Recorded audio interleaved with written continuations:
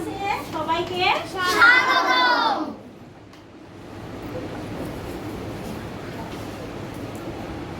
আচ্ছা, তাহলে বাউকে আমরা আজকে কি পড়ব? আচ্ছা,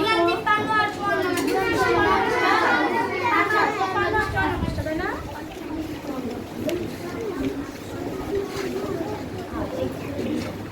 প্রবীণদের প্রতি দায়িত্ব।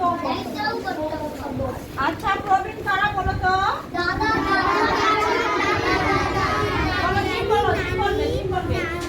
দাদা দাদি নানা নানি। তোমাদের সবার বাসায় দাদা দাদি নানা নানি আছে? সবার বাসায় থাকে না, কারো বাসায় থাকে, কারো বাসায়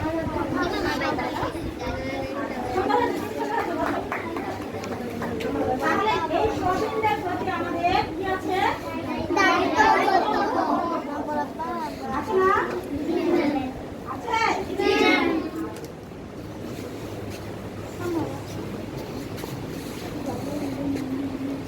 আমরা দেখি তো একটা ছবি দেখি সুন্দর।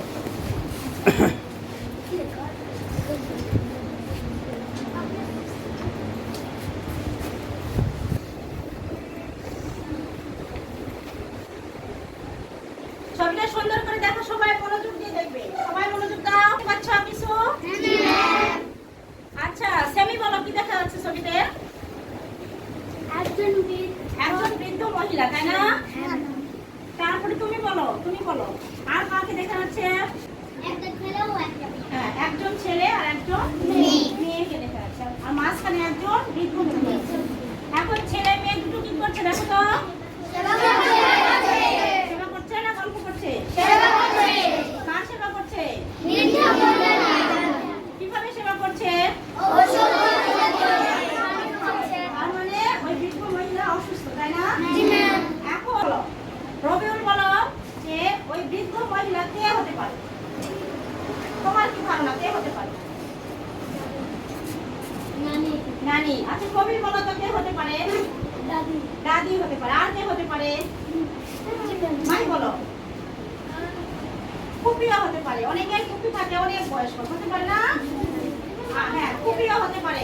আর কে হতে পারে বলো তো?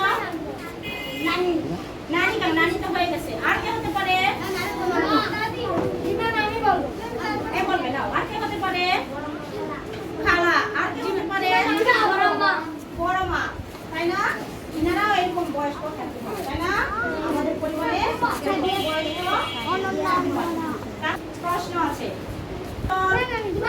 মাহি বলো, শুধু হাত তুলো। মাহি বলো, বৃদ্ধা মহিলা কি করছেন ছবিতে? ছবি দেখে বলো। শুয়ে আছে, শুধু শুয়ে আছে, তাই না? সুন্দর আছে, হাততালি দাও। এবার 2 নম্বর প্রশ্ন, মেয়ে শিশুটি কি করছে কে বলবে? তুমি বলো না। মেয়ে শিশুটি কি করছে? হাতে নিয়ে দাদিকে খাওয়াচ্ছে নাকি? দাদি হোক বা নানি হোক। আচ্ছা, অবশ্য সুন্দর হয়েছে। 3 নম্বর প্রশ্ন, ছেলে আচ্ছা বলবে না, ছেলে শিশুটি কি করছে? পানি খাওয়া দিচ্ছে, হাতে পানির মগ আছে, তাই না? হ্যাঁ, সুন্দর হয়েছে, হাততালি দাও। 4 নম্বর প্রশ্ন, বৃদ্ধা মহিলার সাথে ছেলে ও মেয়েটির সম্পর্ক কি হতে পারে? নাজনীন বলো, বৃদ্ধা মহিলার সাথে ছেলে এবং মেয়েটির কি সম্পর্ক হতে পারে? দাদি কিংবা নানি। আর ছেলে মেয়েটি হচ্ছে নাতি। সুন্দর হয়েছে, হাততালি দাও। আমরা তাহলে প্রশ্ন, কি প্রশ্ন দেখো তো? দাদা দাদি নানা নানি রয়েছে, হাত তোলো। তোমাদের সঙ্গে থাকে? তোমাদের সঙ্গে খাওয়া দাওয়া করে? দাদা দাদি রয়েছে না? নানা নানি কম থাকে, তাই না? আমার নানা নানিরা নানা নানিদের বাড়িতেই থাকে, দাদা দাদিরা শুধুমাত্র তোমাদের সঙ্গে থাকে, তাই না? দাদি আছে? তাহলে অনেকের বাড়িতে তারা অসুস্থ হলে তুমি কি করো?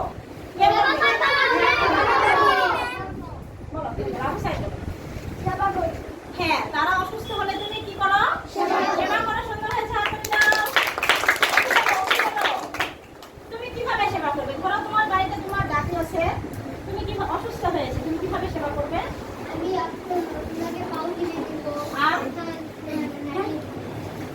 আচ্ছা, সুন্দর হয়েছে। ওদিকে বলো, রাহা বলো। সেবা করবে। হ্যাঁ, তুমি সেবাটা কিভাবে করবে? অসুস্থ হলে। প্রশ্ন বোঝো, তারা অসুস্থ হলে, তোমার দাদি বা নানি যদি অসুস্থ হয়, তুমি কিভাবে সেবা করবে? হ্যাঁ, ঔষধ দিব। আর হ্যাঁ, দাদি বা নানি অসুস্থ হলে তাদেরকে ওষুধ খাওয়াবো, তারপরে কি করবো? পানি থেকে চাইলে পানি খাওয়াবো, তাদের সাথে গল্প করবো, তাই না? দাদিকে বা নানিকে বলবো চিন্তা করো না, তাড়াতাড়ি ভালো হয়ে যাবে, তাই না? হ্যাঁ, তাদেরকে মজার মজার গল্প শোনাবো, তাদের মন ভালো রাখার জন্য মজার মজার গল্প শোনাবো, তাই না? সবাই হাত তালি দাও, শোনা হয়েছে। এখন আমরা দেখবো তোমাদের বইয়ে কি লেখা আছে। দাদি নানিদের প্রতি তোমাদের কি কি কর্তব্য হতে পারে আমরা এখন বইয়ে কি করছে, সবার বই বের করো।